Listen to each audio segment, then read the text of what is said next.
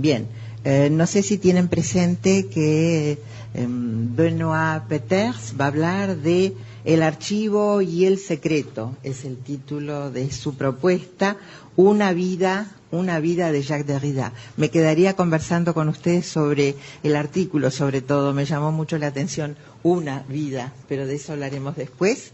Solamente quiero decirles que presumo, me imagino, supongo, que al hablar de los archivos y de los secretos, Benoît Peeters se refiere o se referirá, no sé, a los descubrimientos que ha realizado en el IMEC. No sé si ustedes conocen ese Instituto de la Memoria de las Ediciones Contemporáneas, creo que corresponde a la sigla, y en otros repositorios similares, aludiendo sin duda, pienso, estoy presumiendo, a la reunión de datos que le fueron imprescindibles para escribir su notable biografía de Jacques Derrida.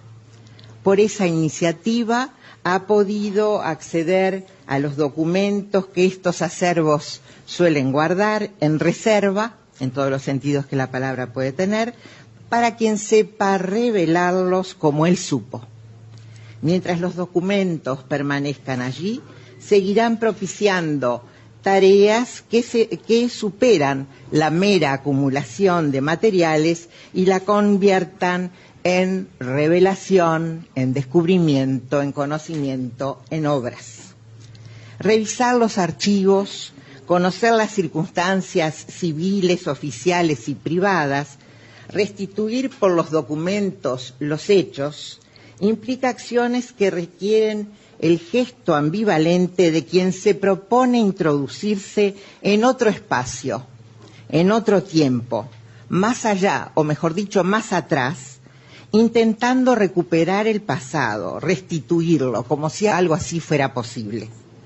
Es un afán que arriesga una aventura de ultratumba, diría yo. Recuerdo el versículo de Juan, cuando Jesús dice, nuestro amigo duerme, pero yo voy a despertarlo. Mientras que Marta y María, las hermanas, se refieren a Lázaro y a su muerte. Ahora bien, ¿cómo no contraponer esa fe evangélica al mito pagano? ¿Cómo no compararla a esa fe evangélica con la mirada de Orfeo? Si la intención de Orfeo fue rescatar a Eurídice, ¿por qué transgredió la orden? Orfeo traspasó el espacio e infringió la norma. Fue una doble infracción la suya. O quizás las dos infracciones o transgresiones no fueron más que una. Es la investigación en archivo, en esa misión restitutiva, una paradoja parecida a las dos transgresiones. Y es una paradoja que sigue vigente. Habría que preguntarse entonces, ¿cómo evitar que el rescate dé lugar a una desaparición o a más de una? Por eso, y aunque hoy he pensado no referirme ni a libros ni a archivos, no dejaría de aludir al libro Mal d'Archive, Mal de Archivo, del propio Derrida, de 1995, donde anuncia un mal que en distinto grado y por distintas razones estamos padeciendo muchos, aunque sea el nuestro un mal diferente al que a él le afecta. Ese diagnóstico suyo es acertado, porque se suele dar una tensión melancólica entre la ficción y la verdad, la literatura y el registro, entre la memoria personal, que se desvanece, y la documentación que permanece. Pero no todo se registra ni se guarda, y entre los archivos quedan lagunas de la memoria o huecos de la historia, de manera que mientras la colección se domiciliza, esa palabra es de Derrida, de la domicilización, yo diría se instala o deviene institución, se prolonga, dura y cambia. Podría entonces, así como se dice ars longa, yo diría arge longa por el archivo, por el arge, por lo arcaico, Y bueno, vita brevis, ya se sabe. Sin embargo, todos sabemos que en estos tiempos de mutaciones, los archivos tampoco son lo que eran. Sus funciones, formas y fines ya no son los mismos. En el pasado permanecían como tales, archivados, arcaicos, arcanos, arrumbados, no siempre a buen recaudo, no siempre controlados ni bajo custodias eficientes. En cambio, la actualidad los pone en circulación con tal frecuencia y facilidad que de misteriosos, desconocidos, secretos son un objeto de intercambios innumerables en redes cotidianas, triviales o valiosos, enviados adjuntos a infinitos mensajes electrónicos. En efecto, los archivos no nos son ajenos, ni los archivos del pasado, ni los que el presente multiplica. Han sido objeto de estudio en varios de nuestros seminarios. Acá hay unos cuantos testigos y participantes de los trabajos que hemos hecho en archivos del pasado. Y su frecuentación sigue alentando lo que podemos llamar nuestras pasiones. Si bien se le dedicó una prolongada atención teórica y práctica también en varios de nuestros seminarios desde hace años, no me voy a detener hoy en eso, porque dije que no iba a hablar de archivos. Disculpen la preterición, hay una figura retórica que me justifica. Dije que no iba a hablar de lo que estoy hablando. Gracias a los privilegios de la edad avanzada y a las moderadas dimensiones de nuestro país de cercanías, como decía Carlos Real de Azúa, que favorecen y legitiman los encuentros, hoy me remitiré al pasado, pero solo para dar testimonio, para recordar desde aquí el acontecimiento que fue la visita de Jacques Derrida a Montevideo en octubre de 1985. Me interesa, en esta oportunidad, rescatar la pródiga y hasta diría prodigiosa presencia de Jacques Derrida entre nosotros. Digo nosotros, aunque el plural cada vez se va restringiendo más y hasta parece excesivo. Además del interés de los temas que trata la presencia de Peters, es un buen motivo para evocar esa estadía de Derrida en Uruguay, porque si fue un acontecimiento que no suele recordarse en Francia, y eso no nos sorprende en absoluto, sí nos sorprende que curiosamente esta visita tampoco se recuerda en nuestro país. Reconozco que es un olvido reiterado, que resulta algo extraño, y me pregunto si debería hablar de eso o tal vez olvidar ese olvido. Isaac es mi esposo, Isaac y yo conocimos a Derrida en la Universidad de Yale, en el crudo invierno norteamericano de 1984. Derrida dictaba allí un seminario habitual, lo mantenía habitualmente, en el espacio literario, que eso es importante, entre hermeneutas, los críticos de Yale, los llamamos ahora, a quienes formaban parte de lo que ustedes saben se denominó oficialmente la Yale School, la escuela de Yale, o también como más oficiosamente se le llamó la Yale Mafia o la mafia de Yale. Eran 4 críticos especializados en literatura inglesa, francesa y comparada. Algunos nombres pueden serles familiares porque también nos visitaron: Gilles Miller, Jeffrey Hartman, Paul de Man y Derrida. Habría que incluir también a Harold Bloom, aunque fue quien desde el principio marcó alguna distancia respecto a la desconstrucción, una distancia que se acentuó con los años y las vicisitudes atravesadas por un grupo que ya no existe.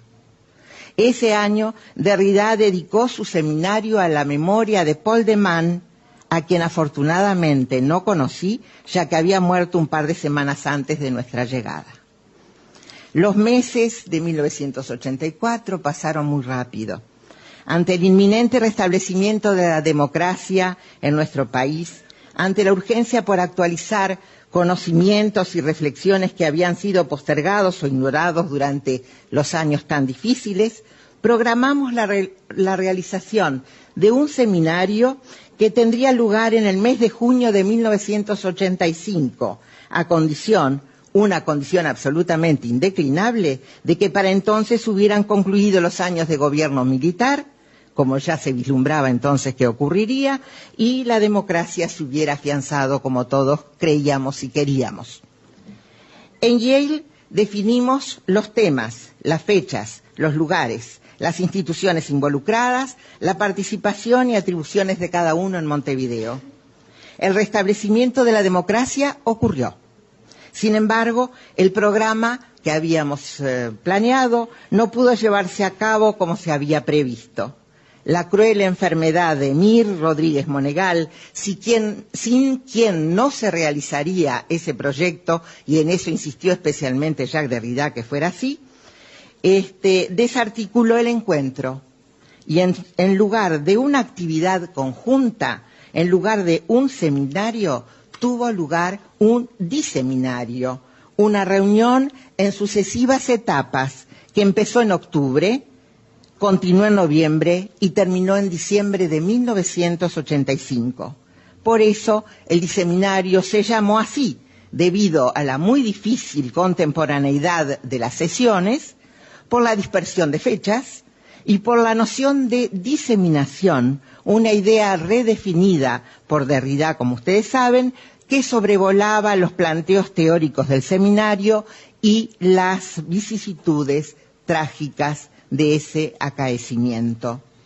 Derrida llegó en octubre a Montevideo, comenzando una estadía que, según consta en sus cartas y mencionó más de una vez en sus conversaciones, fue su primera y muy feliz entrada a América del Sur. Aunque ya era conocida su obra por las ediciones que tradujeron los primeros libros, ya circulaban la gramatología, la diseminación, la farmacia de Platón, la desconstrucción en persona entraba por medio de él al continente vía Montevideo, en circunstancias casi providenciales, ya que Derrida llegó un sábado 12 de octubre. Sin aludir a esas coincidencias que suelen propiciar el calendario, y aunque adhiera a ciertas supersticiones fechitistas que generan, no dudé en titular el libro donde publicamos sus conferencias y seminarios en Montevideo, Diseminario, así se titula, La desconstrucción, otro descubrimiento de América. Ahora bien, si tuviera que darle un título a esta intervención de hoy, me atrevería a proponer el siguiente: del culto de la amistad. Me complace reescribir este título que originalmente está basado en el del culto de los libros, un ensayo de Borges, porque me interesa reescribirlo especialmente, pasar del culto de los libros al culto de la amistad. El ensayo está en Otras Inquisiciones, es de 1951, la fecha me importa. Por más que uno, y les digo, es sincero esto, intente evitar citar a Borges, Borges sigue siendo inevitable, y en este caso especialmente porque me interesa detenerme en ciertos hechos y en sus dichos. Borges entonces no podía faltar a la cita y por eso no puedo dejar de citarlo, no solo porque entre sus aciertos geniales reinventó el Aleph. Semejante él a un aprendiz de brujo, maestro más bien de brujos, Borges fue y sigue siendo víctima de su invento, ya que él mismo devino una suerte de Aleph y se volvió, pienso que tal vez a su pesar, en un universo literal que, a diferencia del otro o de este, empieza por la primera letra del alfabeto hebreo. De la misma manera que en el Aleph está todo está en Borges, incluso el propio Borges, y aunque creo no haberlo dicho así hasta ahora, no me parece estar diciendo nada nuevo. ¿Por qué recordar el culto o del culto de los libros? Uno de los tantos y valiosos ensayos de esa colección que citaba. Una razón podría ser porque en este ensayo Borges se anticipa en un par de décadas, por eso mencioné la fecha, al tema derridiano por excelencia, es decir, a las controversias respecto a las prioridades entre la voz y la escritura. Son casi 20 años justos. Ante la descomunal obra de Borges, parece absurdo afirmar su, no sé si decir logofonocentrismo o fonologocentrismo, una palabra que Borges jamás diría, ya que, a diferencia de Derrida, Borges hace prevalecer la voz. Aunque no mencione nunca el fármacon, cuenta en ese ensayo la fábula que narra Platón en el Fedro respecto al mito de la invención de la escritura, los argumentos contra esa técnica, la escritura, contra un invento que daña la memoria, dicen, porque en lugar de consolidarla, la debilitan o la desplazan. Siempre en ese mismo ensayo, Borges recuerda a San Agustín, a las perplejidades que manifiesta el obispo de Hipona, enfrentado a una experiencia insólita para San Agustín, que lo deja en un estado de gran perplejidad. La lectura en silencio, ese síntoma aventuroso, diría Borges en otro ensayo. La voz secreta del lector, que no se oye. El origen del diálogo filosófico.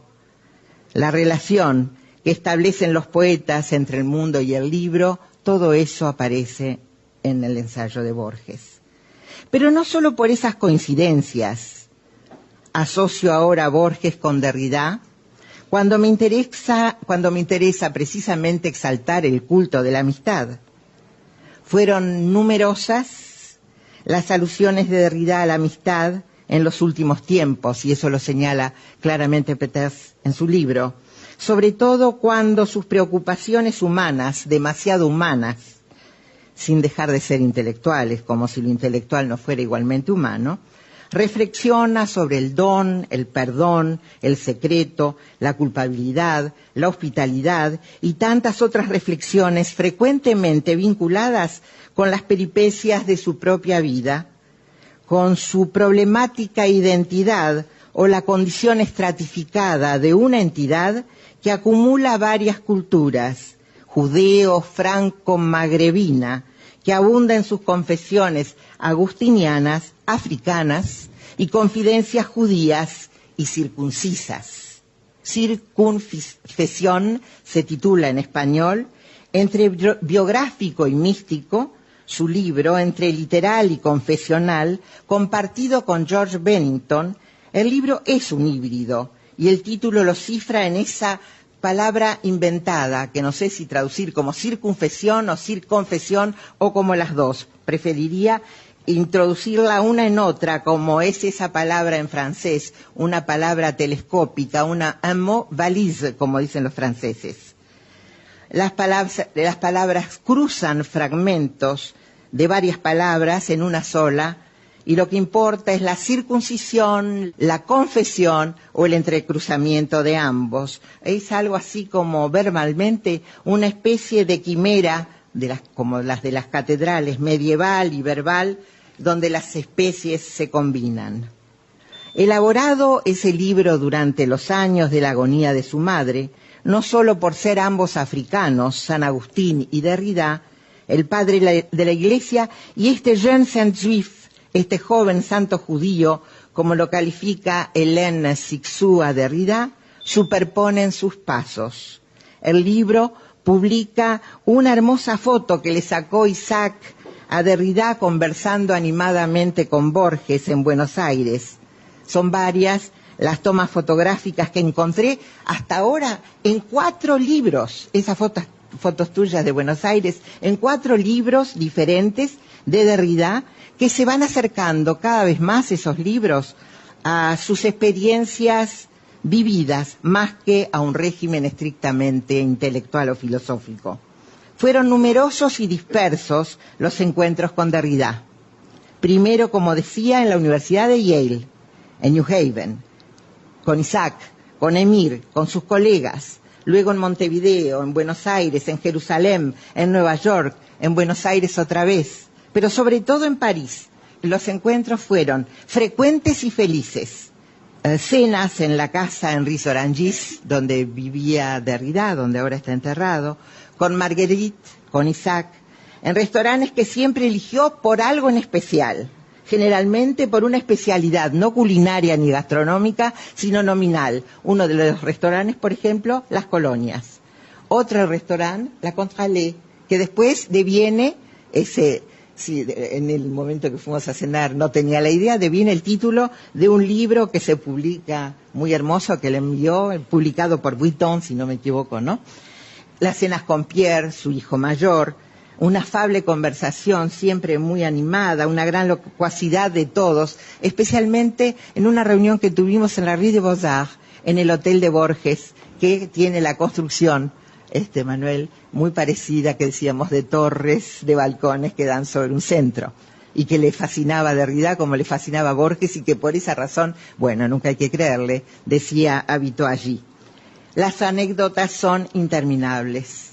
¿Cómo pudo Derrida, es realmente un misterio, conciliar el tiempo de su hospitalidad amistosa e insólita, con tantos seminarios, con tantos viajes, con decenas de libros que envía puntualmente, siempre dedicados a L'Isaac, nuestro previsible y nunca divulgado nombre secreto, que él descubre de la misma manera que nosotros descubrimos el suyo, y no lo digo. ¿Cómo hacía para conciliarlo con sus viajes? Tiene un libro que se llama Donner le temps, y es darlo todo, realmente, y era lo que él daba, ¿no? La amistad, uno se pregunta, como Peter se pregunta, él mismo en 3 años con Derrida, carné de notas o algo así de un biógrafo, dice, ¿qué derecho tengo yo de llamarla así realmente? Amistad, puedo llamarla así.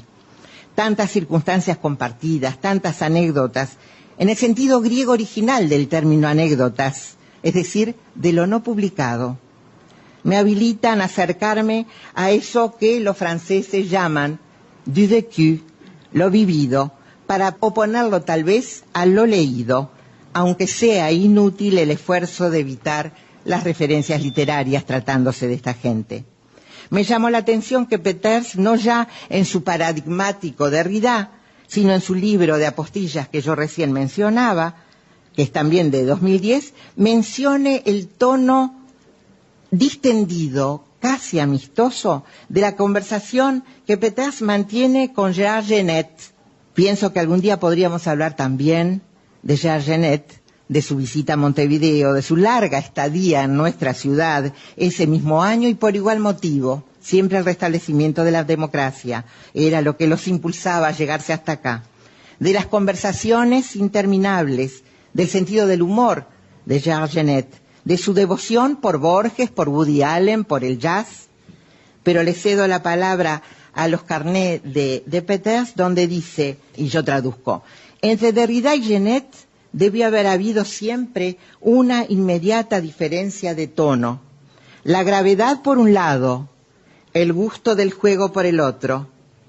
Blanchot es el emblema perfecto de lo que los separa. Cito esas líneas porque me interesa nombrar a Maurice Blanchot a esta altura, sobre todo para introducirlo en el círculo de la amistad, que es uno de los títulos de sus libros, un libro de Blanchot de 1971, de sus pensamientos, de Blanchot me refiero, ¿no?, sobre la amistad, que aparecen fundidos entre libros y sentimientos, porque también Blanchot cuestiona la posibilidad o la legitimidad de hablar del amigo desaparecido. Cuando ya no es posible hablar con el amigo, ¿cómo hablar del amigo?, se pregunta Blanchot. Derrida se refiere al instante de mi muerte, de 1994, de Maurice Blanchot, que él había publicado con anterioridad sin saber, dice, si ese libro pertenecía al espacio de la literatura, si se trata de una ficción o de un testimonio, en fin, esas fronteras que la literatura disipa en un mismo discurso. La estadía de Derrida en Uruguay fue una estadía dichosa, decíamos, a pesar de que hubo más de una contrariedad, pero que en todo caso esa contrariedad logró aumentar la alegría que permitió superarla, dejarla de lado, ignorarla. Llevó a cabo Derrida en Montevideo, en el IPA, el Instituto de Profesores, un seminario sobre psique o la invención del otro, que presenta allí un inolvidable análisis del poema Fábula de Francis Ponge. La consabida generosidad de Derrida nos permitió publicar sus escritos en español, los escritos correspondientes al seminario, antes de que se publicaran en francés. Hizo una conferencia de público multitudinario en la sala Bá Ferreira de la Biblioteca Nacional sobre nacionalidad y nacionalismos filosóficos. El público era realmente cuantioso. Hubo una mesa redonda en la Alianza Francesa, cuando estaba en la calle Soriano, en la misma finca, y lo digo acá a propósito, donde nació y vivió su infancia Carlos Real de Azúa. Era la sede de la Alianza, esas cosas. La mesa estaba integrada por colegas que procedían de diversos campos disciplinarios, dramatizaban entre sí el amplio espectro cognoscitivo de Derrida. Era arte, un especialista en arte; era historia, un especialista en historia; teatro, filosofía, literatura. Así estaba integrada la mesa redonda. Él respondía a todos. Fueron días de paseos convertidos, de ir al cine, acá en Montevideo. Vimos juntos Le Bal de Ettore Scola. Vimos juntos La Rosa Púrpura del Cairo, que comentamos hasta no sé cuántas veces. Incluso tengo una tarjeta que me olvidé de mostrarle el otro día, una tarjeta postal que él me envió de La Rosa Púrpura del Cairo, con sus comentarios atrás, la película de Woody Allen. Solo ahora, después de casi 3 décadas, gracias a la visita de Benoit, vuelvo a leer las cartas, no las había tocado en todo este tiempo, en las que Derrida hace referencia a su estadía rioplatense, salvo la última, en la última carta que dicta y corrige desde el hospital con agregados de su propia mano. Siempre escribió manuscrito, esa está a máquina, con esa temblorosa escritura suya, que también en el sobre, no sé si en ese sobre, hasta el sobre escribía manuscrito, y cuando me llamaba siempre la atención que ponía por avión, par avión, y ponía un tilde grande en avión, que en francés no se usa. O sea, le gustaba marcar en la escritura lo que podría ser esa particularidad ortográfico-idiomática del español. Derrida ofrecía su amistad como su sabiduría, con la naturalidad espontánea de quien abunda en amigos y saberes. Le preguntamos cómo haríamos para retribuirle tantas actividades, tanta dedicación. Sorprendido al advertir que su generosidad pudiera sorprender, se quedó pensando, bueno, sí, quería algo muy especial y tal vez excesivo: ver a Borges en Buenos Aires.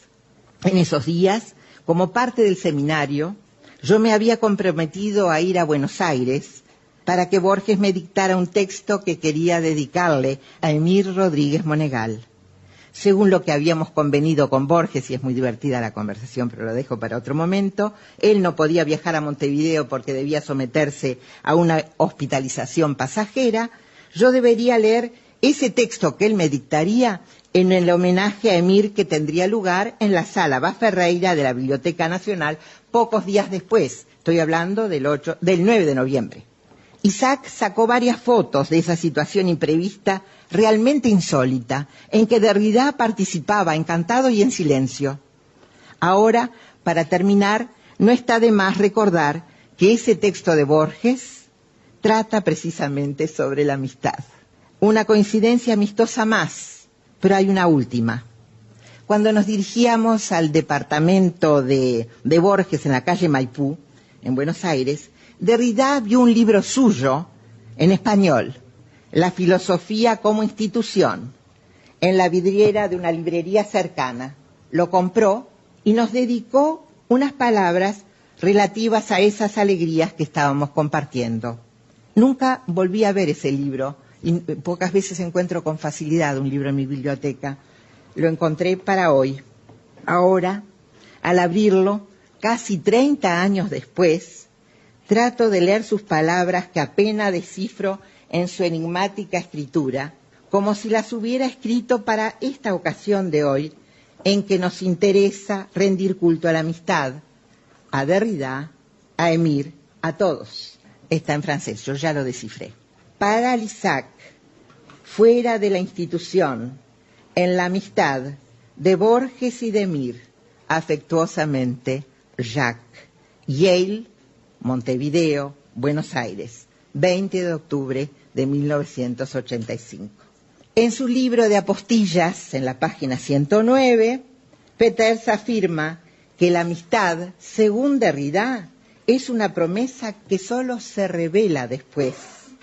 Dans l'après-coup, dice Peters, que dice Derrida. Y hoy confirmamos que una vez más tenía razón. Se cumple después. Muchas gracias y disculpen la extensión.